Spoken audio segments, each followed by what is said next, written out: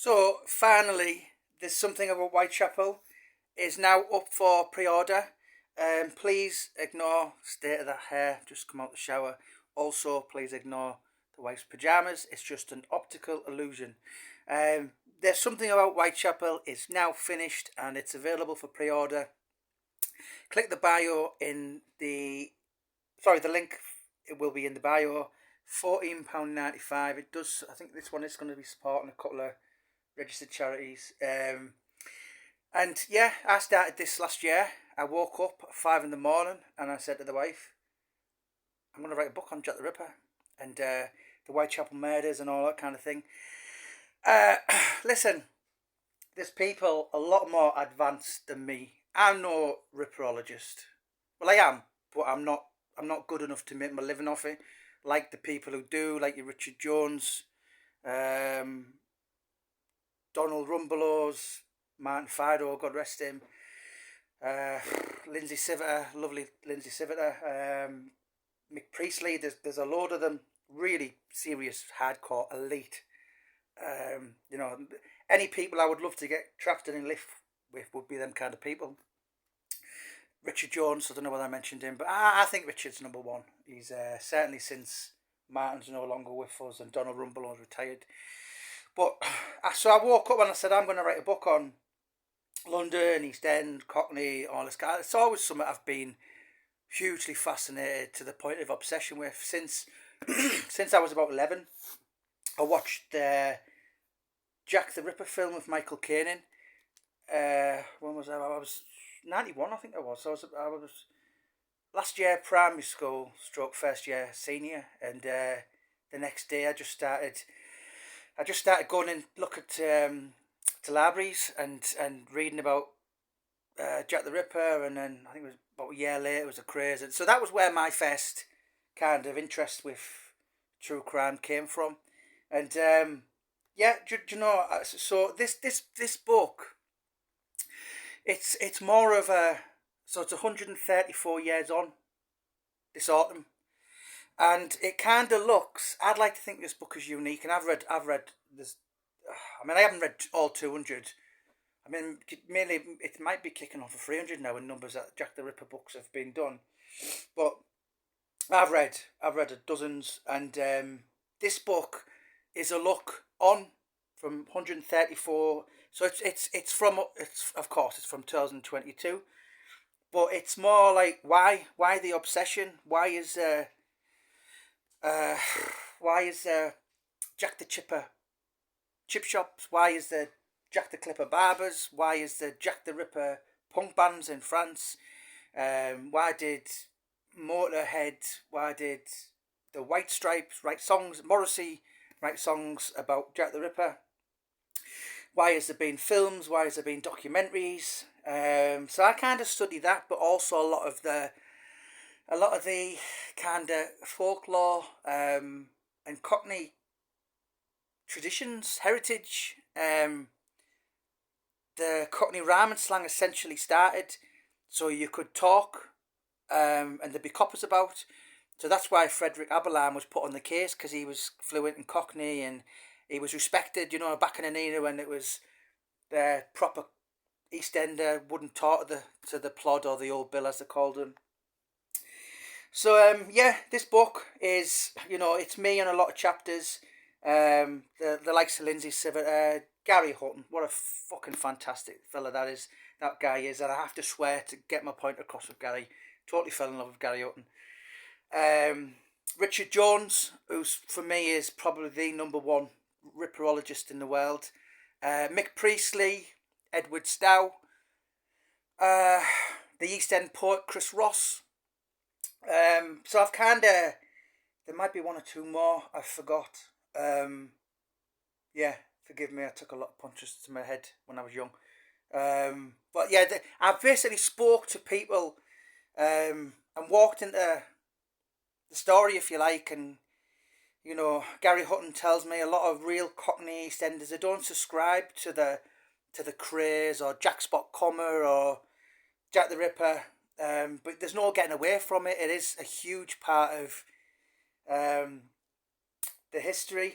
Paul Begg is another guy as well who kindly give me his thoughts, and I asked them all, and I said, look, if Jack the Ripper, who was he?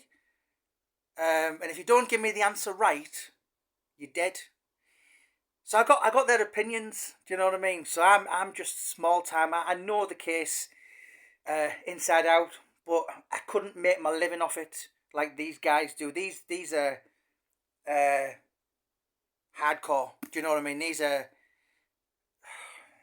you know, when you think of Richard Jones and all these. I mean, Lindsay Siver have worked in crime museums, and she's actually handled some of the stuff from like 100 odd years ago. So the people who I've got, they really know the case. But it's not only about Jack the Ripper. It's about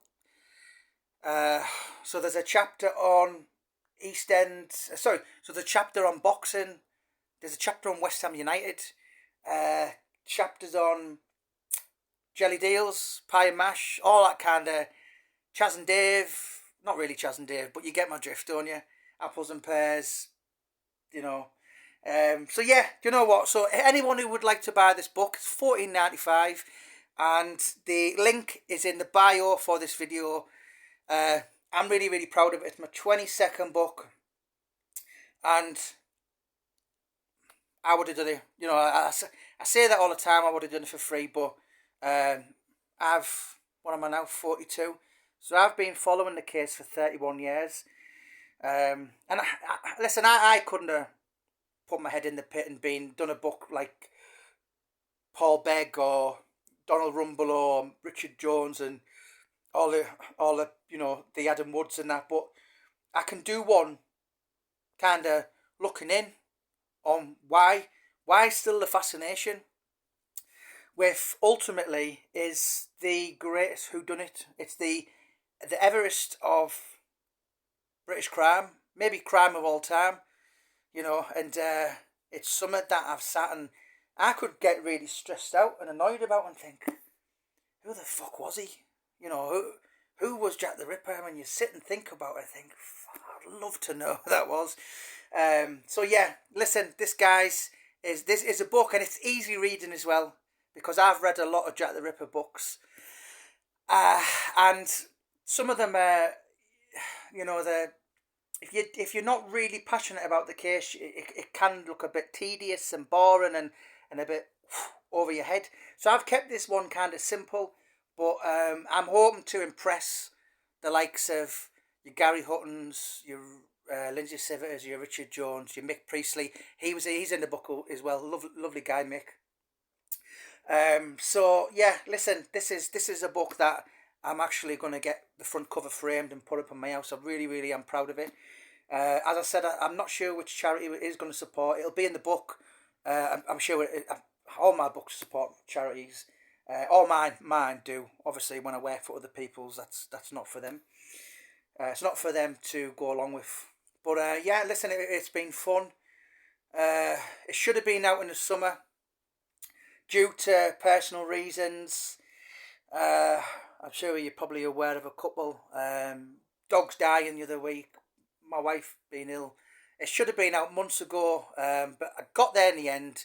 So yeah, listen, it's something that, you know, I'm sure what I personally want as well, I want people to read it and think, I never knew that, you know, and I spent so much time. For instance, so out of the 167 suspects on Scotland Yard files, one of them was from Middlesbrough. So there's a full chapter on. So that has been kind of researched from the archives, from not the Evening Gazette as it is now, it's the Gazette. So work was done and dug about from the Gazette back in 1889, when a hand turned up from a boat from London, you know, and there was kind of links on that, because normally Middlesbrough only has links regarding true crime to, of course, Lee Duffy, who I've done 3 books on. So, you know, when I was with Richard Jones last year and he said, you live in Middlesbrough, he said there was a case from a suspect from Middlesbrough, Jack the Ripper. And I was like, really? And I thought, nah. I thought, you must be wrong. It must mean Hartlepool or Newcastle. Because I would have heard of it. Anyway, he kind of sent me some of the details, and I dug in, and I was like, bloody hell, he's right. So, listen, there's something about Whitechapel. Not much, but something. That's what my hero, Morrissey, said on stage in 2005. So that's what I called the book. Morrissey is obsessed with kind of... well, he made a song on Jack the Ripper. He's done one on the Craze. One of his front cover, in the covers for his albums was outside the Grave Maurice on Whitechapel Road. He's often seen in West Ham shirts, West Ham Boys Club. So that, you know, there's not just me who's kind of... It's a magical place, the East End, the Cockneys, you know...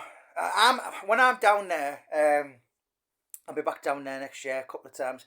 So I'm a bit like David Attenborough with the Monkees. I like to study him. You know, I love the place, but I couldn't live there. But it's probably one of my most interesting places on the planet, and it always will be. You know, some of my mates go to like Magaluf and Benidorm and that, and I go to Whitechapel for my holidays. Yeah, seriously, you know, and I have done for the last 5 or 6 years. I've been there a few times a year, sometimes twice in a year. So, yeah, listen, There's Something About Whitechapel is now available to pre-order. It's going to be out on, what we're looking at, it's the 20th today. I think we're going to be releasing it on Halloween. Yeah, actually a couple of months back when I was there, it wasn't really a good trip. Obviously, I'm sure you know the reason why. I actually slept rough in Mike Square. Yeah, so that was an experience. I got blind drunk, basically. Although I couldn't have had the balls to do that, because it's the most haunted locations from all the canonical 5 murders. So, yeah, you know, but yeah, listen, it's a book I'm really, really proud of. So There's Something About Whitechapel is now available to buy or pre-order. So click in the bio for this video and you can put your pre-order in now. Big thank you guys. God bless and have a great weekend.